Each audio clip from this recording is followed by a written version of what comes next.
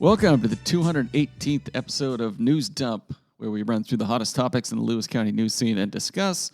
I'm local man Aaron VanTuyl, joined by Chronicle Editor-in-Chief Eric Schwartz, and no one. Kody is absent yet again. We can give him a call because we're going to have, we could ask him about how his assignment at 4 o'clock went today. He was in Lewis County Superior Court for his second court assignment, also his second public official crime.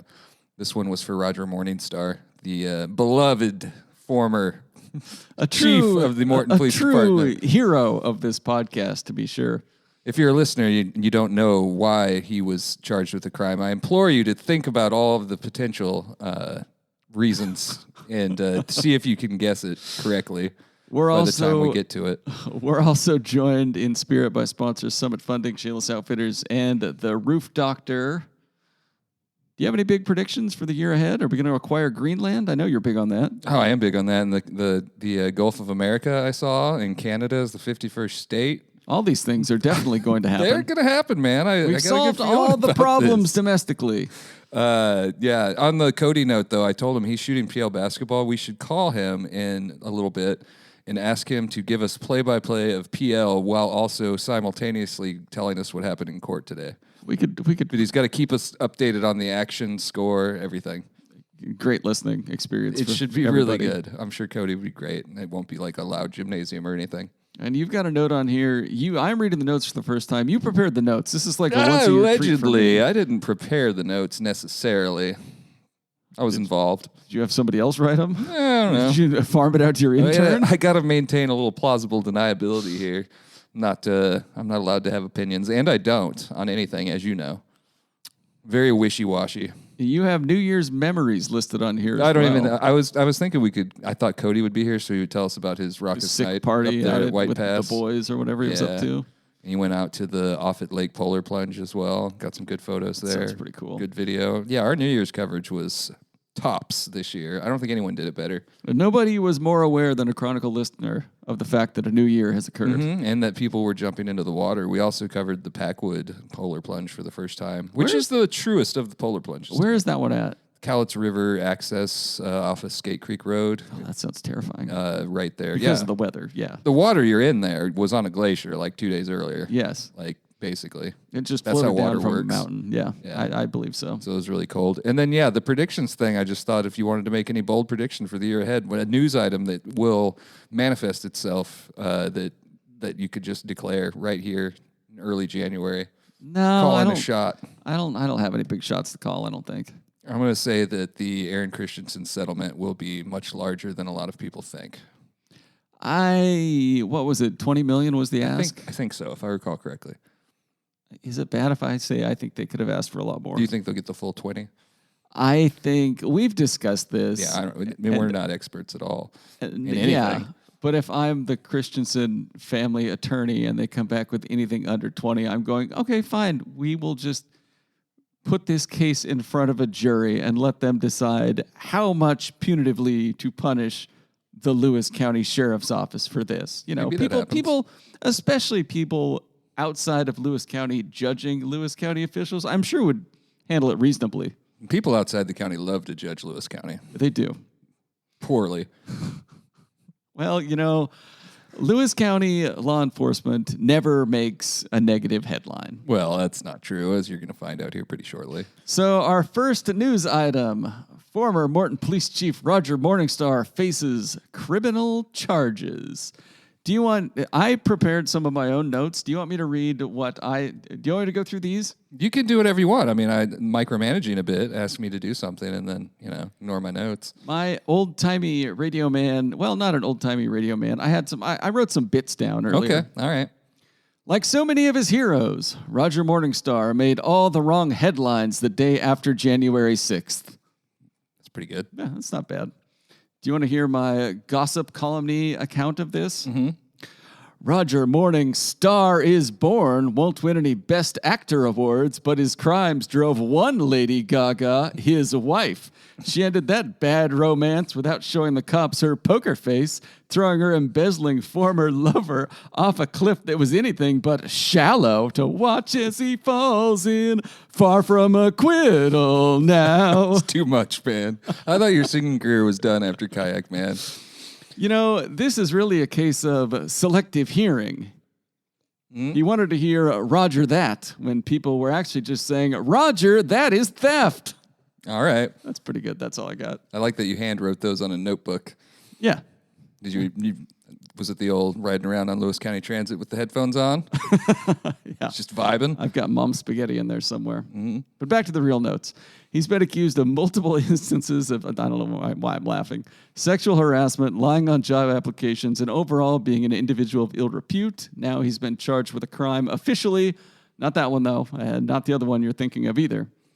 He's facing felony and gross misdemeanor charges in Lewis County Superior Court for allegedly using a city credit card to make unauthorized personal purchases between June of 2022 and June of 2023. He resigned in June of 2023 when he was caught being dishonest on a lie detector test. If he didn't quit, he was going to be fired. He's also been stripped of his law enforcement certification. He was charged late last month with 2 counts of second-degree ID theft and 1 count each of third-degree theft and abuse of office after Morton PD completed an investigation that started in July of 2023, right after he was fired. Sorry, these notes are robust. According to court documents. He also used the Morton City credit card to purchase $180 of various cleaning supplies and household products, $100 for a package of vitamins, $100 for another package of vitamins. This last one's my favorite. A $19 renewal fee was also charged to the card on June 10th, but, quote, this purchase resulted in an actual cost of $0 due to the credits on the account saved up from previous purchases. He got his Amazon points. Guess so. His wife, who was divorcing him, pointed the investigators in the direction of some Melaleuca products in their house. Melaleuca, I think. I'm not sure, but it's a company name. A pyramid scheme. Allegedly, according to Forbes. So for now, it wasn't the lying, the Antifa false flag warnings, the sexual harassment, the weird political lawn ornaments, neglect of a canine, cohorting with militant groups, or false job applications that did in the great Republican lawman of Morton. It was him seeking riches through the art of wellness products and multi-level marketing.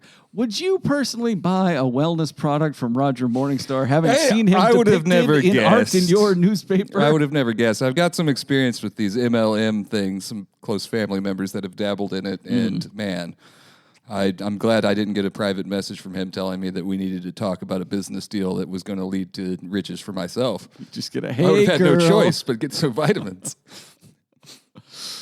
Oh, a moment of silence for all those folks in the county who have the courage to speak out about library books, horny school materials, needle exchanges, and an old woman who doesn't want loud, disruptive prayer at the Lewis County Senior Centers. Surely this will bring the broad condemnation he deserves. Nope. This will likely not be the last we hear of Morningstar. He's still under investigation elsewhere by agencies that rhyme with Betterol. Probably. Kody was in court today. Kody asked for a comment, but Morningstar was not in a talkative mood. Oh, do you think if Kody went like, hey, man, I got to get rich quick scheme. Let's talk. What if Kody had tried to buy some of the goods from him, some of the health products and vitamins? Roger, I just want a powder I can mix with a glass of water in the morning and get my vitamins in for the day. So, yeah, what's the sentencing look like? Well, all those amounts seem really low, right? Yeah. As far as the theft, the problem is he's a public official when he does it. Was a public official. Right. So the comparison would be the former Lewis County Animal Shelter manager, Teitzel, do you recall? Was sentenced for similar crimes, a little more money, I think. She got 11 years in prison due to the enhancement. Mm-hmm. So the charges that were brought today, and he didn't have to plead today. He's going to come back with an attorney, I think. We'll have an update on cronline.com tonight that was just filed from his court appearance. But yeah, the enhancements that were added to the amended charging documents today basically up the ante as far as what the sentence could be for this. Wow. The penalties, if you're a public official taking money, are like severe in Washington. But it was for a good cause. He was going to make everybody rich. Yeah, you know. The other shoe still got to drop on that investigation because that's all from the clerk issue where, what was it, about $1 million went missing? Yeah. A couple million. I'm trying to remember. I think it was like just under $1 million. Yeah, just under $1 million. And these charges came up during that audit investigation. And I'm just assuming, I don't have confirmation of this, that this was a little easier to process because you have all the transactions and it's not all that much to go ahead and charge first. We haven't seen any charging for the actual former clerk, Tammy Clevenger, in that case. Yeah, and we haven't seen any actual charging for any of Morningstar's other dalliances with the law. No, we have not. But yeah, I don't know. I've talked to a lot of folks that are happy about it. I know he's got some friends in the community as well, but I think we can all agree that taking money from your local government for your own personal pyramid scheme participation is not okay. Alleged at this point, but it seems like they do have the transactions and whatnot. Just like all the other terrible things he allegedly has done. Yeah. So, yeah. All right. Next item. Former aide to Thurston County Commissioner Emily Klaus accepts a $300,000 settlement. This is Alan Hershey, who resigned from the county on January 3rd, and he will dismiss his lawsuit as part of a settlement agreement. His attorney, Edward Earl Younglove III, it's just a banger of a name, told the Olympian on Monday. I have to say, this is pulled directly from the Olympian story. For full credit goes to the Olympian on this. So Hershey was Klaus's former aide and lover, not necessarily in that order, sued the county alleging sexual harassment, retaliation, and suppression. However, the situation has been in the public eye since last summer when Klaus's seatmate suspended her from some of her duties amid an investigation. Just last month, they released a report into her relationship with Hershey. Klaus's seatmates voted to censure her, and a citizen prepared a petition to recall Klaus. This should conclude the long and sordid tale of, once again, bad romance in the commissioner's office. Unless another warrant is issued for her arrest due to unpaid traffic fines. We've mentioned it before, but the real climb is her laughably awful ability to manage her own money. She makes like $130,000 a year, although clearly her employment is costing the county a lot more. Yeah. Have you ever had to have your employer pay off a former lover? No comment. But no, absolutely I have not. The county investigation found that she did not sexually harass him or deliver any sort of retribution. That's the county's investigation. If they had found that it did happen, I would be surprised because then they'd probably been paying out a lot more money, I would guess. Yeah. Or open themselves up for more legal peril. But yeah, I think that'll be the end of that one. That was a slow burn of a story there. From hearing about it in August to this payout now. Do you think after they cut the check to Alan Hershey, he got a "you up" text from Emily Klaus? No, I don't.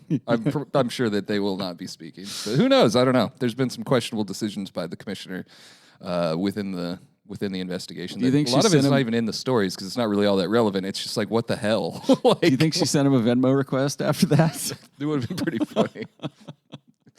That would have been pretty funny. All right. Let's see. Next up, Washington State GOP chair doesn't think Dems are serious about Inslee's proposed wealth tax. And if there's anybody who is an expert on people thinking something somebody else is doing is not serious, it's Jim Walsh. As Jay Inslee tosses a match, stares into the middle distance, and begins trudging away from the state capitol with bags of taxpayers' cash and his wife's maggot apples under his arms. Jesus. GOP Chair Jim Walsh is calling his bluff on a proposed wealth tax. It's an insult to the incoming governor, Walsh said. And if anybody's going to insult the incoming governor, it's going to be me. It's like Inslee is dropping a turd in the punch bowl and leaving it for the next guy. And if anybody is dropping a turd in a punch bowl, it's going to be me. Stop adding your addendums to Walsh's perfect quotes. If it's typical of Inslee and it's poorly thought out, and if anybody is going to be poorly thought out, it's going to be me. Fishing out that greasy turd. Again, I did not prepare these notes. Will be none other than the bespectacled Governor-elect Bob Ferguson, who will take the wheel later this month, the 15th, I believe.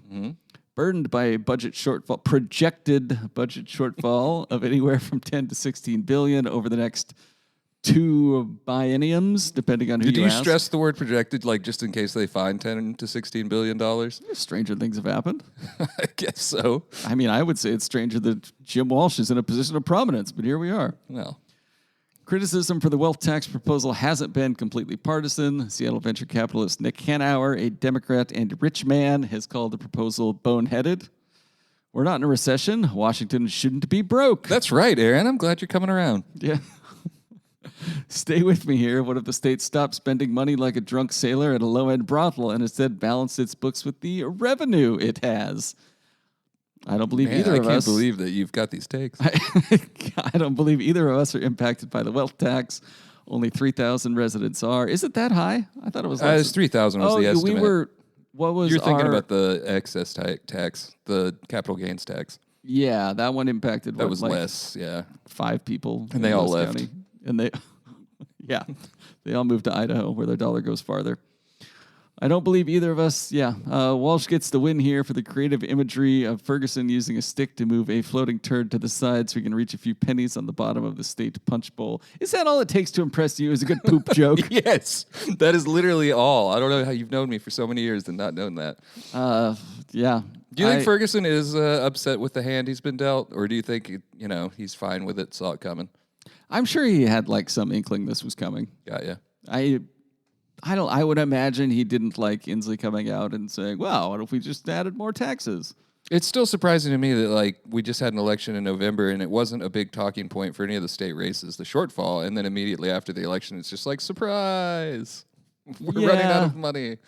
You'd think that not somebody, running out, I mean, there are Republican elected officials that would have known about this. You'd think one of them would have spilled the beans or something. I just or wondered the turds, if it was according to Walsh. maybe nobody knew. I don't know.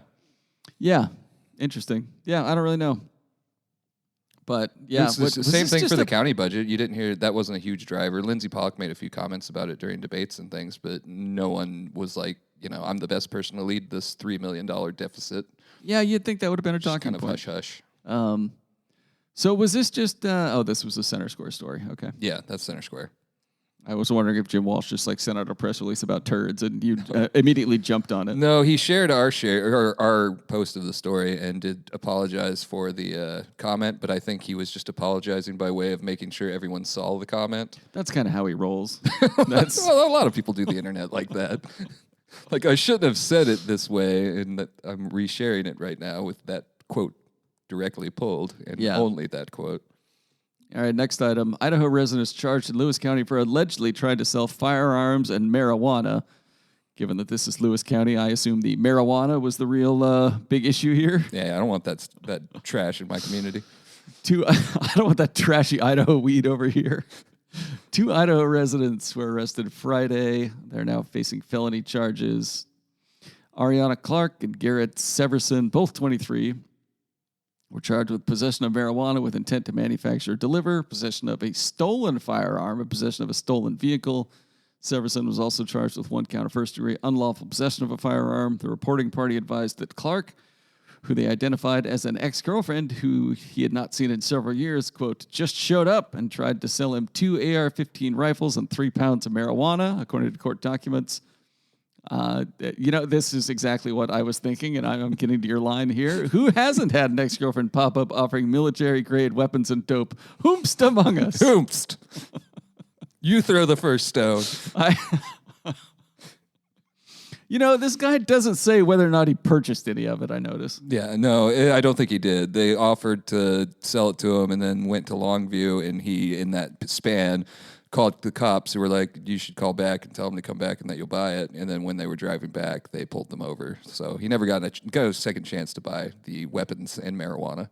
Do you think he called the cops? He's like, they tried to sell me 3 AR-15s and 5 pounds, 2 AR-15s and 3 pounds of pot. I don't know. And it just makes you question their relationship. It's probably just a case of dumbness in young people.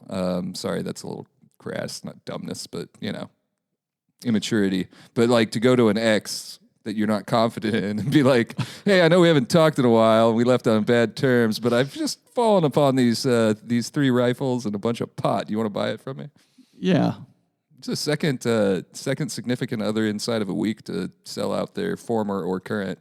The other one was in Napavine. Somebody stole 250 pairs of shoes from the Rebecca Lodge. Yeah. And he brought them home, and his girlfriend called the cops and was like, man, he just stole a bunch of charity stuff. That was a current girlfriend. Yeah, these people are a lot more trusting of their exes than It's true. some people should It's be. true. I don't have one of those.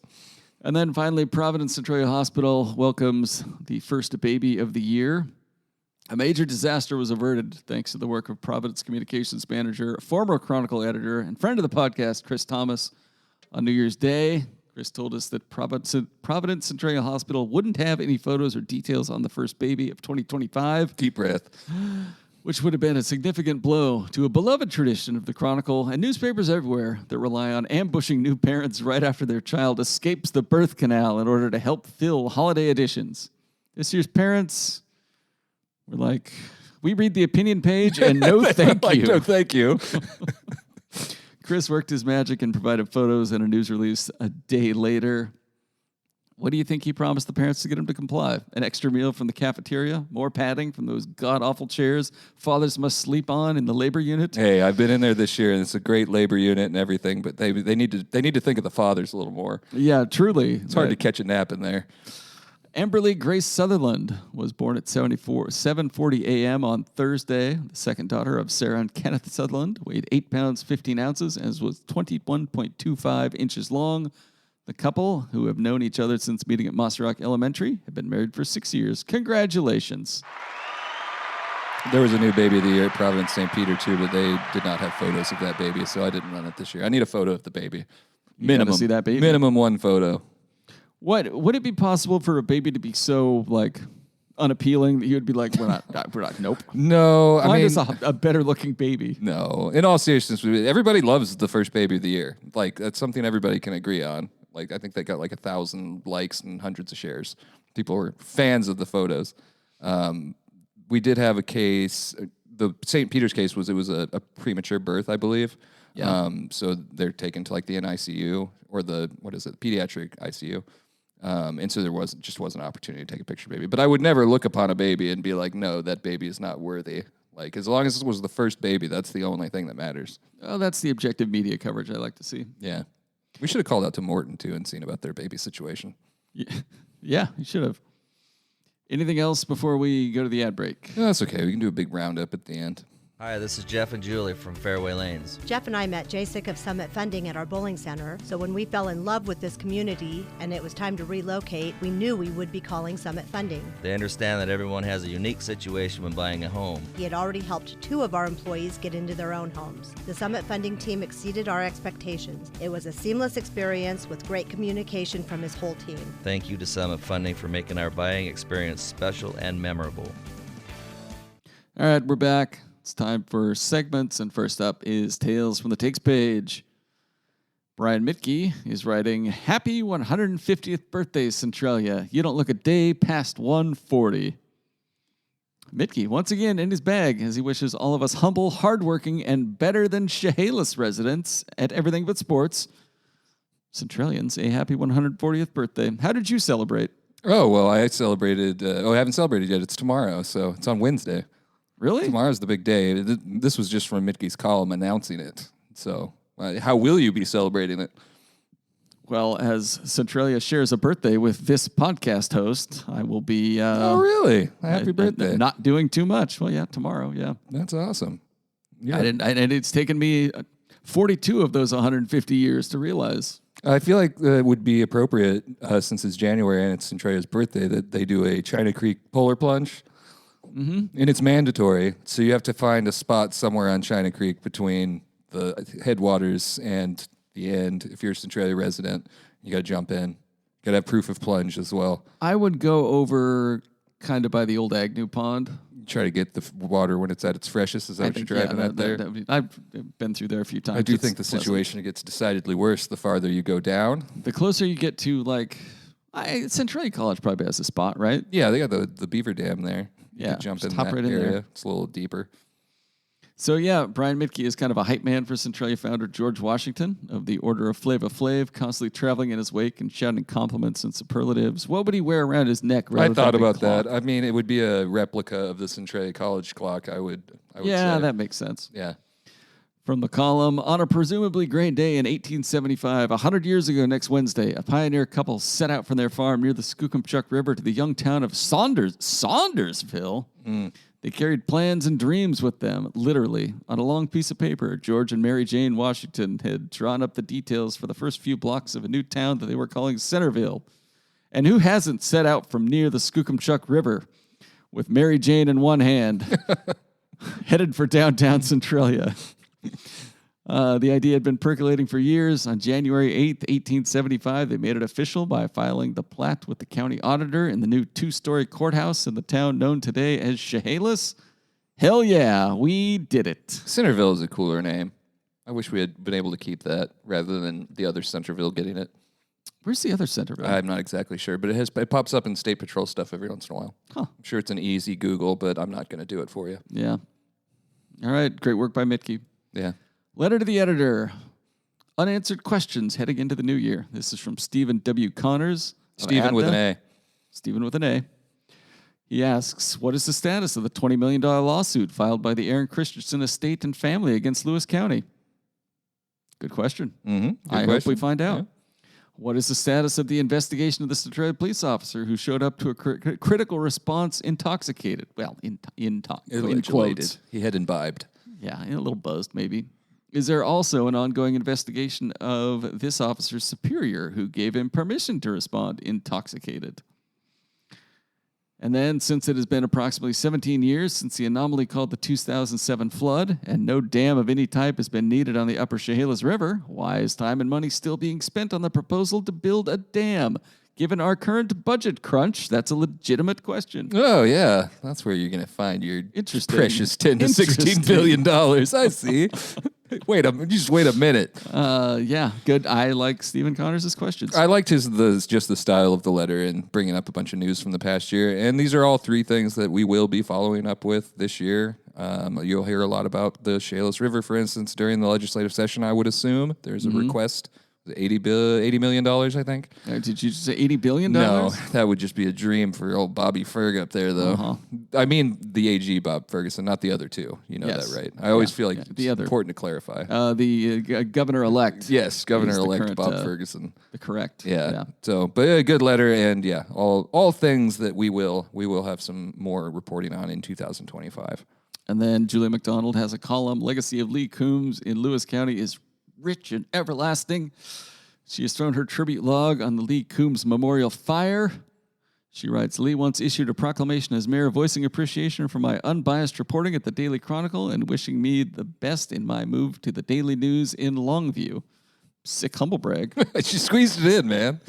Just pretty good. No, it was a wonderful column. And I think she's probably the only reporter I know of that got a proclamation. Just a great journalist. Every time I bring Julie up, I feel like I have to say something. I didn't really mean sick humble brag. It was nice how she got it in there. You know what? If it happened to me, I'd throw it in there too. That was the photo we led with too, was her getting the proclamation. So great journalist, great asset for the Chronicle. Do you want to talk about the Roof Doctor? Of course I want to talk about the Roof Doctor. Notice you didn't even bother to write any notes about how great the Roof Doctor is. That could have taken pages and pages of Google Docs space. I've been looking out my window all week and watching the United Learning Center put up their roof on their building. Subpar. You have to wonder when you don't see the logo out there. What are you even doing? Yeah. I mean, it just makes you wonder what's going to be taught in this facility. Just joking, by the way. Going to be a lot of wet textbooks is what it's going to be. They've got a contract right there. I'm sure it's fine. The Roof Doctor wonders, is your roof under the weather? And if so, give him a call. Or visit theroofdoctor.com and click the big white button that says Get a Free Estimate. You know what you get when you click that button? What? A free estimate. Hell yeah. Well, somebody's going to come out and look at your roof, and then you get a free estimate, right? You get a visit from a friend and a free estimate. A friend-stimate, really. That's wonderful. Give them a call, 360-736-0246, to take advantage of all their services, new roofing, re-roofing, roof repair, roof cleaning, emergency roofing, and now solar. That's what the Learning Center should have, solar power. Got a couple of fresh Google reviews here. Yeah? Very high listing on Angie's List that I'm looking at. Excellent service, excellent cleanup afterwards, and a decent price. Work was completed quickly. Cleanup was done well also. And finally, and added bonus, he beat a competitor's offer by a landslide. All right. And if you have a landslide, you're going to need a new roof probably because it's probably going to take your house out. So if that happens, call the roof doctor. That is likely, yeah. Mm-hmm. All right, People's Champion of the Week. We've got the Centralia College Fall Honor Rolls, and Kody didn't make it? No. Oh, no. No, Cody's doing a great job, and he's working a full-time job and being a student. We're all very proud of Kody. But when we got these honor rolls, it's the first time we've done these, or we've gotten these from Centralia College in a long time, so thank you to the college for sending them. It's very long because there's so many students there. Having a Centralia College guy in the newsroom, everyone was quick to start searching for Christian on any of the lists. And he was not there. But I'm told he is on course to graduate, and he'll be doing so this summer. We'll have to go to that. Cody's graduation? Yeah. But I just thought that would be fun. Yeah, Centralia College Honor Rolls, they could all be People's Champion of the Week. I was just happy to have that list back in. A lot of names. I hope you like reading just names, because that's what that list is. It's one of my favorite things to read. A lot of names. A lot of names. Thurston County K-9 Manny is returning to work next week after recovering from an injury. Was this a work-related injury? Training-related injury. He broke a tooth, and the broken tooth then cut an artery in his tongue, and he was just bleeding like crazy. And so my People's Champion of the Week would be Dr. Brandy Mall-Fay, over there in Chehalis, I believe. She does lots of canine work for agencies across the state, and she dropped everything she was doing to take care of Manny. That's nice. And then Manny got his first official portrait as a canine the very following day, like 2 days later, so I was able to run that. They put the little vest on him and make him stand in front of a flag. Yeah. That's pretty cool. Yeah, it was good. Manny got the portrait. He's an official canine now. And then the bill to rename Bucota's post office for late mayor, signed into law by President Joe Biden. This will be the second to last news item on the post office, I believe. We've had a lot on it because it's moved through the system, and we've done an update each time. This is Mayor Rob Gordon. Next time you read about this will be some sort of U.S. Postal Service dedication ceremony that's going to be held out there. It hasn't been announced yet, but we'll both preview it and cover it when the time comes. All right. And then Sirens Banger of the Week. It's not really a banger. It's just like a crime story that got lots of intrigue. Onalaska woman charged for allegedly running over her boyfriend with a vehicle during a dispute. Bail is set at $10,000. She hit her boyfriend with a vehicle. What kind of car was it? It was a truck. Oh, that's got to hurt. The victim was trying to remove a spare key from a vehicle she was trying to take. She put the truck in gear and drove the vehicle forward, striking another parked vehicle and pinning the victim between the two vehicles. She continued driving down the driveway, and the victim fell to the ground when he became unpinned and was subsequently run over by the vehicle Church was driving. She allegedly continued down the driveway but returned to provide aid. This is like...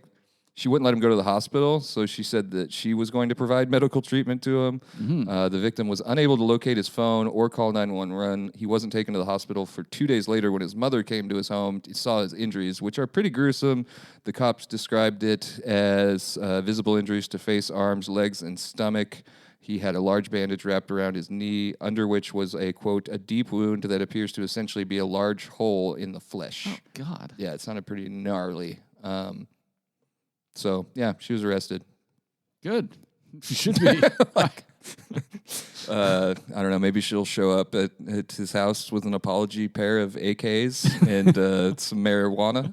Would these 3 pounds of weed change your mind about the charges? Get back together here.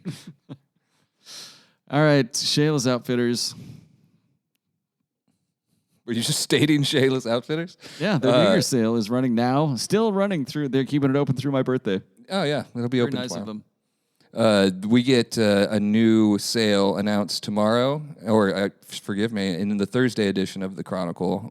You'll have your usual deals, not your usual deals, your next sale from Shayla's Outfitters, which I would be remiss not to mention is the largest carrier of women's Carhartt. Mm-hmm. Along with guns, they've got lots of guns. They do. You Lots always of fishing love talking gear. about them. Gosh, you got that page flipping sound in my... 40% off all in-stock Sims accessories, waders, Yeah. wading boots. Yeah, you love a good pair of waders, bags and socks. Yeah, we talked about the waiters last week. Yeah, clam guns, $79.95. And these Nice deals are looking only ones, too. fresh for another 24 hours. Well, just all day Wednesday, basically. Yeah. So go get them now. We got to get Kelly back on here. Maybe next week we'll make that happen. Yeah. We discussed our challenge coins yesterday, and we would have to give a challenge coin to all of the sponsors, but Chad says he has ordered 40 more News Dump challenge coins for us to disperse. Oh, thank goodness. I know. I was worried about it. I love those things, though. Let's see. I don't have any Facebook comments of the week, but I'm going to pull up Cronline right now and look through them if you want to tell me what I've missed in news. What you've missed in news? There's a lot happening over the holidays. I'm definitely stalling here while the page loads.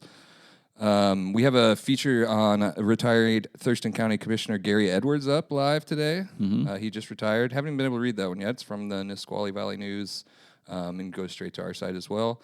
There was a Centralia teenager, 18 years old, has been arrested and charged for rape.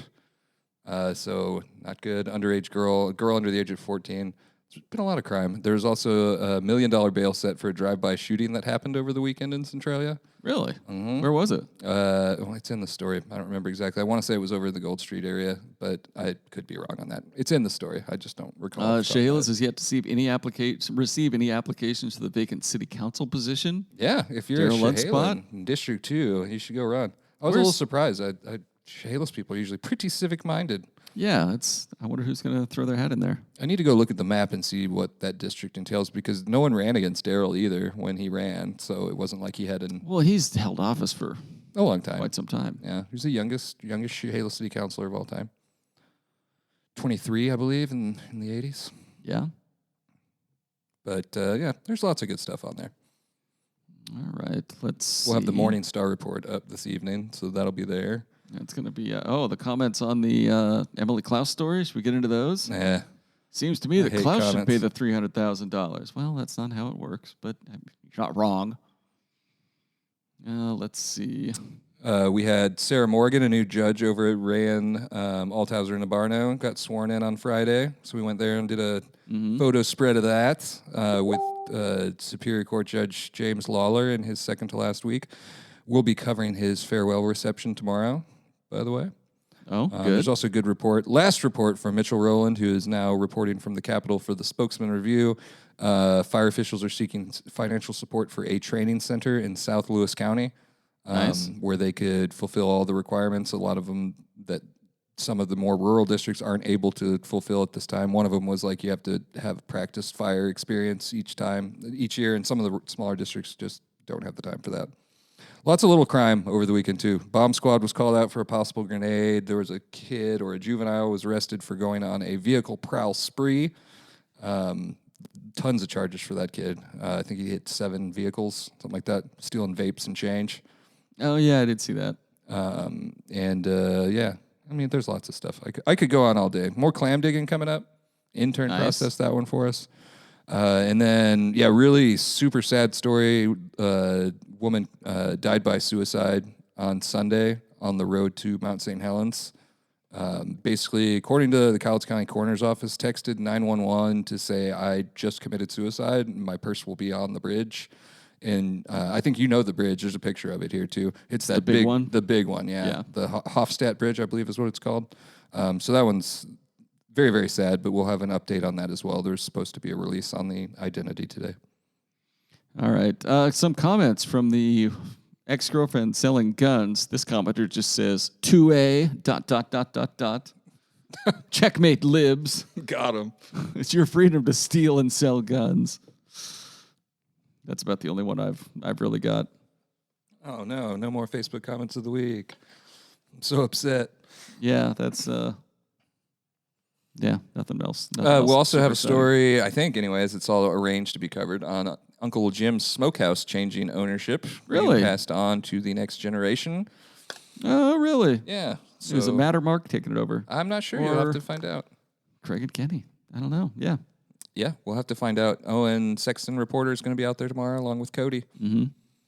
Well, Kody was probably just out there already. Yeah, he's and probably planning on being there. I still wish we would have gotten him to do the play-by-play whilst describing the court to us. I can't wait to hear his account of. I told him we were going to call, Morningstar. but it's fine.